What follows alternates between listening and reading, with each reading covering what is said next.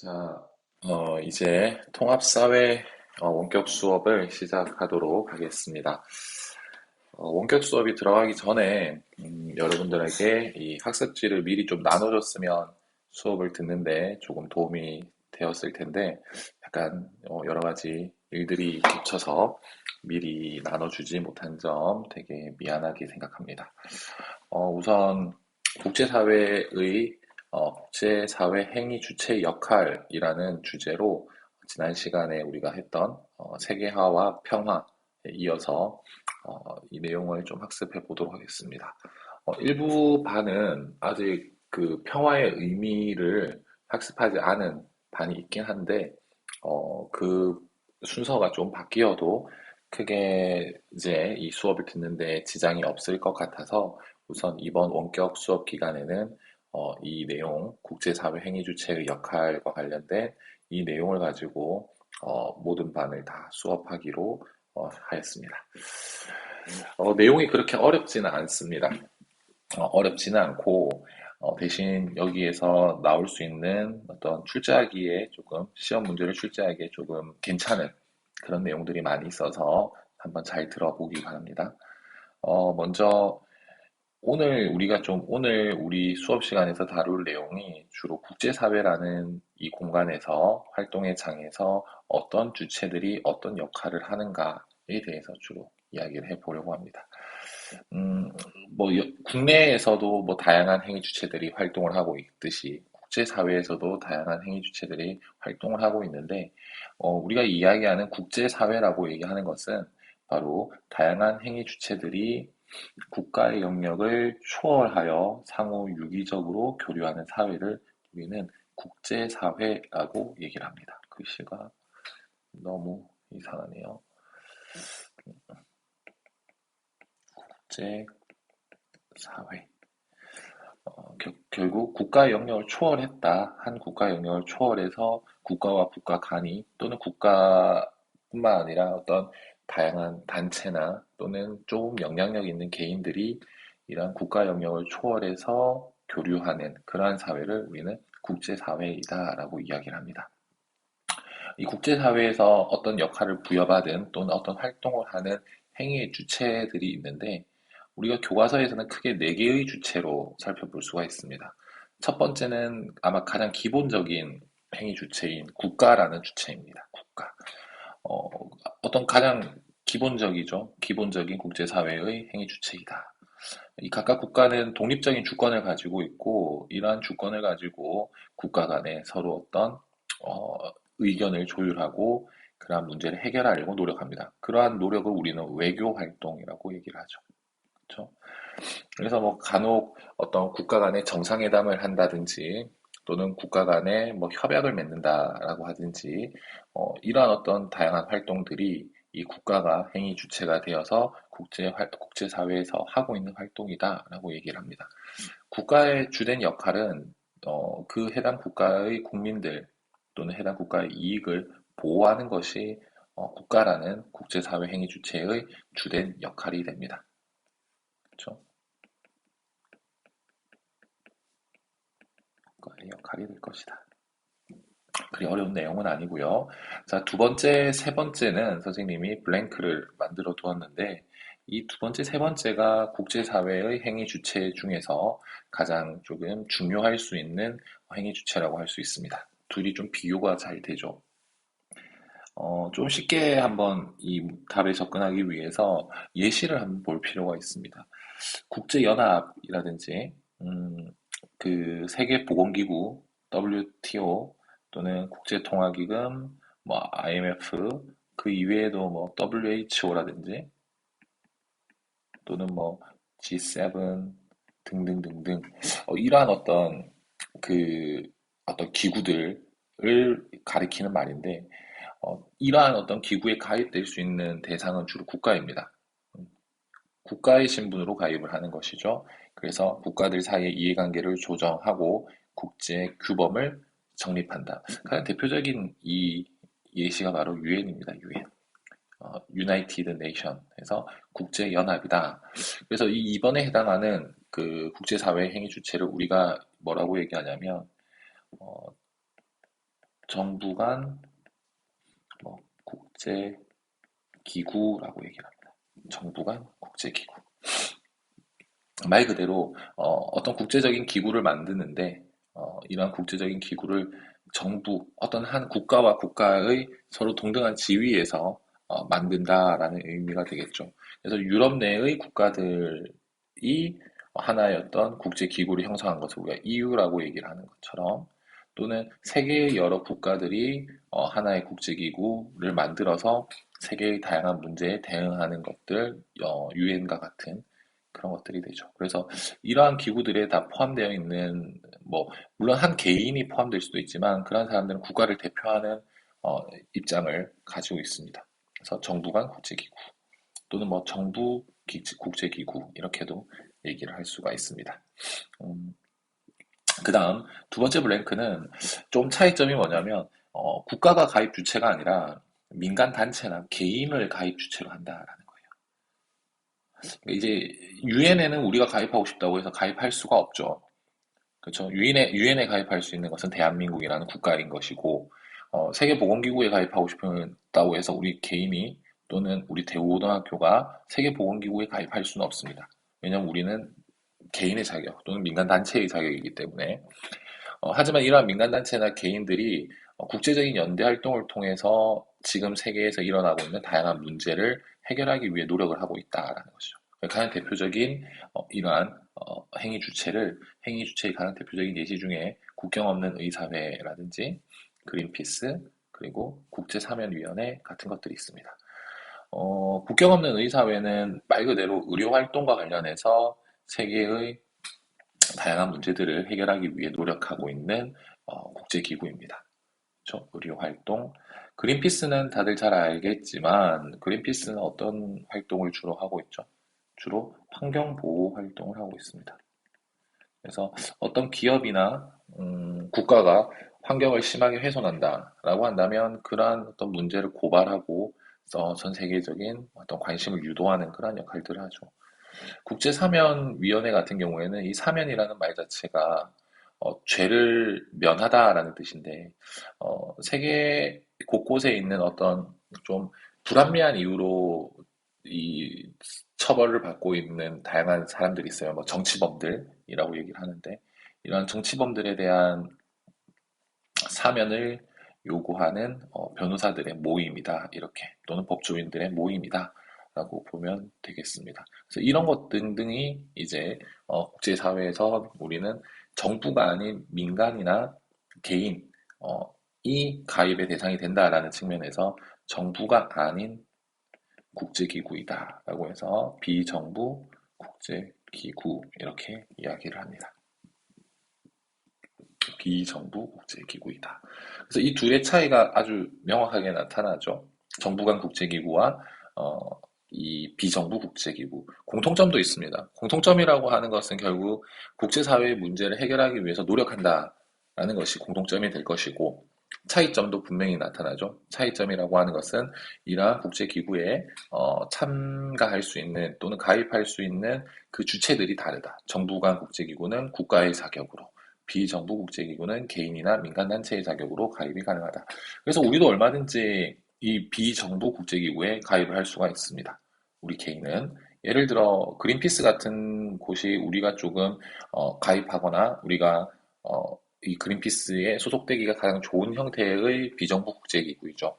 국경 없는 의사회나 뭐 국제사면위원회는 사실 우리가 자격이 개인이 가입할 수 있지만 그 개인의 자격이 우리가 아직 갖추어지지 않았으니 그린피스 같은 경우에는 뭐 기부 활동이라든지 여러 가지 활동을 통해서 그린피스의 어떤 활동에 우리가 일정 부분 조력할 수도 있습니다. 이런 점들도 있다. 그리고 마지막으로 최근에 좀 많이 강조되고 있는 거예요. 최근에 과거에는 국제사회에서의 활동의 주체는 주로 국가였다라는 입장이 강했죠. 국제사회에서 결국은 자국의 이익을 위해서 국가가 활동의 주체였다. 그러다 점점점 자국의 이익뿐만 아니라 세계적인 문제도 관심을 가져야 된다. 그러면서 정부 간 국제기구가 출범을 하게 되고 그리고 정부뿐만 아니라 민간단체도 국제기구를 형성할 수 있다. 라는 비정부 국제기구가 등장하게 됩니다. 근데 최근에는 이러한 국제기구, 조금 어떤 단체라고 할 수 있는데, 이러한 국제기구의 역할도 중요하지만, 이것 이외에도 이만큼이나 큰 영향력을 가지고 있는 개인에 주목하기도 합니다. 국제적으로 영향력이 있는 개인. 뭐 예를 들어 강대국의 국가 원수라든지 예를 가장 어떤 국제사회에서 가장 영향력이 있는 국가 원수는 아무래도 미국의 대통령이 되겠죠. 그러다 보니 우리나라에서도 미국 대선에 많은 관심을 가집니다. 왜냐하면 그 한 사람, 영향력이 있는 그 한 사람이 어떤 정책을 펼치느냐에 따라서 우리나라 산업 구조가 좀 바뀔 수도 있어요. 가장 대표적으로 어떤 환경과 관련된 세금을 많이 이제 물겠다. 그래서 미국 내에 진출하는 기업들 중에서 친환경적인 정책을 하지 않을 경우에는 미국 내 진출을 좀 제한하겠다. 라든지, 이러한 어떤 다양한 규제가 들어가게 되면 그게 우리나라뿐만 아니라 세계 여러 나라에 영향을 미치게 됩니다. 그래서 강대국의 국가 원수도 가장 대표적인 영향력이 있는 개인이 되겠죠. 뿐만 아니라 뭐 국제연합의 사무총장이라든지, 오늘날 같은 경우에는 정말 이러한 어떤 한 기관의 수장뿐만 아니라 일반적인 개인들도 국제적으로 많은 영향력을 끼치기도 합니다. 선생님이 봤을 때 요즘 가장 핫한 사람들은 크레타 툰베리 같은 학생이죠. 툰베리. 한 번쯤 들어봤을 것 같습니다. 노르웨이의 소녀인데, 어린 여자아이인데, 이 우리나라가 아니라 우리 이 지구의 기후 문제, 환경 또는 기후 문제에 대해서 상당히 많은 관심을 가지고 어른들에게 이러한 문제에 관심을 가져야 된다라고 호소를 했던 것으로 유명한 사람이죠. 그래서 크레타 툰베리의 어떤 그런 연설과 그런 어떤 문제 의식에 많은 사람들이 공감을 하고 그 이후에 또 이러한 어떤 환경과 기후에 대한 관심이 많이 늘어났다. 그래서 이 한 사람이 크레타 툰베리라는 한 사람이 국제사회에 엄청난 영향력을 끼치고 있다라는 게 됩니다. 그리고 또 최근에 우리나라 사람으로서 좀 상당히 자랑스러운 것 중에 하나인데 BTS 같은 경우도 세계에서 영향력이 있는 개인들이라고 볼 수가 있겠죠. 그렇죠. 그래서 어떤 BTS가 보여주는 어떤 안무 하나, 뭐 음악, 노래 가사의 한 구절, 뭐 이런 것들이 어떤 세계적인 어떤 국제적인 사회 문제를, 국제적인 문제를 해결하는 하나의 시발점이 되기도 합니다. 그래서 이런 것들, 이러한 어떤 개인들도 국제사회의 행위 주체이다. 라는 게 되겠죠. 지금까지 이제 이 행위 주체와 관련된 문제를 쭉 봤을 때, 만약 여기에서 시험 문제가 나온다면,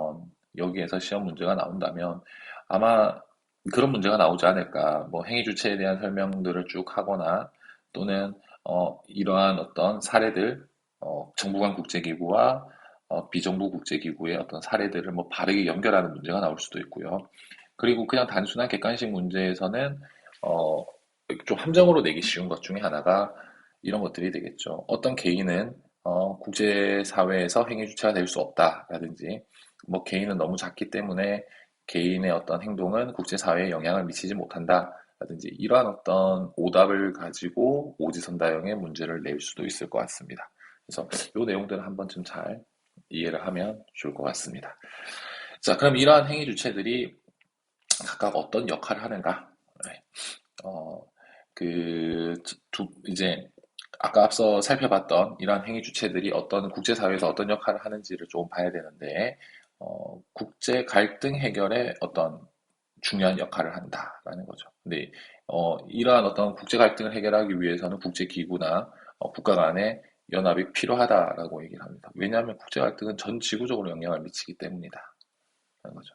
그래서 단순히 어떤 두 나라와 A라는 나라와 B라는 나라가 싸운다고 해서 이 두 나라만의 문제가 아니다라는 거죠. 예를 들어 중동에 뭐 어떤 한 나라와 다른 나라가 서로 대립과 갈등을 심화하게 되면 그 영향으로 세계 전체의 석유값이 막 들쑥날쑥해집니다. 그럼 이게 결국은 국제 전체의 경제에 국제 경제에 위기를 초래할 수도 있죠. 그래서 국제사회라는 것은 서로 긴밀하게 다 연결이 되어 있기 때문에 어떤 한 지점에서 갈등과 대립이 발생한다면 이 전체가 국제사회로 그대로 돌아올 수 있다. 그래서 국제 간의 갈등은 인류의 생존과 직결된다. 국제 갈등을 해결하기 위해서는 이러한 다양한 행위 주체의 노력과 역할이 필요하다라는 것을 알 수가 있습니다. 약간 교과서적인, 이건 좀 너무나 당연한 말이 될 수가 있겠죠. 또 한 가지 중요한 역할 중에 하나는 전쟁 및 테러를 방지하기 위한 노력을 해야 된다. 비슷한 맥락인 것 같습니다. 개별 국가는 뭐 외교적 협상을 통해서 갈등 해결을 위해 노력해야 된다. 그렇죠? 그리고 정부 간 국제기구, UN이라든지 앞서 얘기했던 뭐 UN이나 아니면 뭐 EU 이런 것들은 분쟁 당사국이 원만한 해결을 할 수 있도록 중재자 역할을 해야 된다. 실제로 이스라엘과 요르단이 한때 막 대립을 할 때 이 두 국가가 서로 엄청나게 싸웠죠. 이 두 국가가 대립을 할 때 이 사이에 유엔이 개입을 함으로써 이 둘의 어떤 화해와 중재가 이루어졌다. 그로 인해서 중동의 평화가 찾아왔다라고 얘기를 합니다. 이것 이외에도 지금 중동에서 나타나는 어떤 다양한 뭐 인도와 파키스탄의 문제 또는 뭐 또 다양한 어떤 국가와 국가 간의 갈등이 있는데 이러한 갈등을 해결하기 위해서 유엔이 역할을 하는 경우가 있죠. 과거에 우리나라의 상황에서 봤을 때 6.25 전쟁이 나타나고 나서 물론 진영 싸움으로 가긴 했지만 남한과 북한이 서로 대립을 할 때에도 유엔이 우리 남한 지역에 유엔이 개입을 하기도 했습니다. 그래서 오늘날 우리는 뭐 어쨌든 자유민주주의의 어떤 정치 체제를 누리고 있다고 볼 수도 있고요. 그래서 어떤 분쟁 당사국의 원만한 해결을 위해서 노력하는 것들이 정부 국제기구의 가장 대표적인 정부 간 국제기구의 가장 대표적인 역할입니다. 두 번째로 국제 비정부기구, 비정부 국제기구라고도 하고 국제 비정부기구라고도 하는 예를 들어 아까 앞서 봤던 음, 국제 비정부기구 같이 적어놔야지. 앞서 봤던 국경 없는 의사회나 그린피스 같은 이런 것들도 전부 다 전쟁이나 테러에 따른 인권 침해를 방지하고 인도주의적인 구호 활동을 하고 있다라고 얘기를 하죠. 그래서 어떤 분쟁 지역에 국경 없는 의사회가 가서 그 지역의 사람들을 보살핀다라든지 또는 그러한 어떤 국가 간의 갈등으로 인해서 발생하는 어떤 다양한 정치범들이나 무고한 사람들의 어떤 사면을 요구하기도 한다든지 다양한 활동들을 이 국제 비정부 기구가 하고 있습니다. 세 번째는 인류의 보편적 가치 실현을 위해서 노력해야 한다라고도 볼 수 있죠. 너무나 당연한 이야기, 인권 존중, 자유 평등, 뭐 평화 등 인류의 보편적 가치 실현을 위해 다양한 국제사회 행위의 주체들이 협력을 하고 있다라고 봅니다. 이번과 관련해서 국제사회 실현을 위한 행위 주체의 역할과 관련해서는 시험 문제가 나온다면 사실 그렇게 어렵게 내릴 수는 없을 것 같습니다. 그렇죠? 그래서 이러한 역할들이 뭐가 있는가? 뭐 국제 갈등을 해결한다, 전쟁 및 테러 방지를 위해서 노력한다, 인류의 보편적 가치를 실현하기 위해서 노력한다. 뭐 여기에다가 뭐 개별 국가의 이익만을 위해서 노력한다. 뭐 이런 것들이 들어가면 당연히 틀렸다라는 것을 알 수가 있겠죠. 그래서 또는 뭐 국제사회의 문제는 뭐 해당 단일 국가에는 영향을 미치지 않는다라든지 이러한 오답들을 포함시켜서 문제를 구성할 수도 있을 것 같습니다. 사실 이제 원격 수업으로 진행을 하다 보니까 내용을 어떻게 이게 잘 이해를 했는지 확인할 방법이 그리 없어서 실시간으로 하면 더 좋겠지만 그런 방법이 없어서 우선은 이 정도로 했을 때 여러분들이 다 이해를 했을 거라고 쌤은 판단은 합니다. 어, 그렇게 어려운 내용이 아니었기 때문에 기본적으로 국제사회의 다양한 행위 주체들의 의미와 종류 그리고 역할들을 조금 명확하게 이해하는 정도로 오늘 수업을 이해하면 좋을 것 같습니다. 남은 시간 동안은 이제 여러분들이 이 과제를 수행을 해야 되는데 국제 비정부 기구의 다양한 활동을 한번 찾아보는 시간을 가지도록 하겠습니다. 우리 교과서에 나와 있는 뭐 그린피스, 국경 없는 의사회, 그리고 국제사면위원회 등이 있는데 이것 이외에도 좀 다양한 이제 국제 비정부 기구가 있을 거예요. 그래서 본인의 진로와 관련되어 있는 분야에 혹시 이러한 국제 비정부 기구가 있는지를 한번 찾아보고 만약에 있다고 한다면 이러한 국제 비정부 기구는 구체적으로 어떤 활동을 하는지 간단하게 소개하는 그러한 형태의 과제를 선생님이 제시했습니다. 리로스쿨에도 링크를 올려놓았으니 그 링크에 접속을 해서 해당 과제를 제출하는 것으로 오늘 수업을 마무리를 하도록 하겠습니다. 담임 선생님께서 여러분들의 출석을 좀 확인을 해야 되기 때문에 리로스쿨에 이 과제를 제출하는 것도 당연히 선생님이 파악할 바고, 리로스쿨의 댓글에다가 뭐 영상 듣고 과제했습니다 또는 뭐 출석했습니다 라는 댓글을 꼭 남겨주어야 선생님께서 담임선생님께서 출석을 파악하시는데 좀 더 효과적일 것 같습니다. 자, 원격 수업을 갑작스러운 어떤 원격 수업으로 인해서 조금 당혹스러울 수도 있는데, 여러분들은 어쨌든 이 원격 수업에 조금은 적응이 된 세대이기 때문에 좀 잘 지금 하고 있지 않을까, 집에서도 열심히 수업을 듣고 잘 지내고 있지 않을까 생각이 듭니다. 자, 그러면 오늘 수업은 여기까지 하고, 또 이어지는 내용들은 다음 시간에 그 학교에서 직접 진행하도록 하겠습니다. 네, 고생했습니다.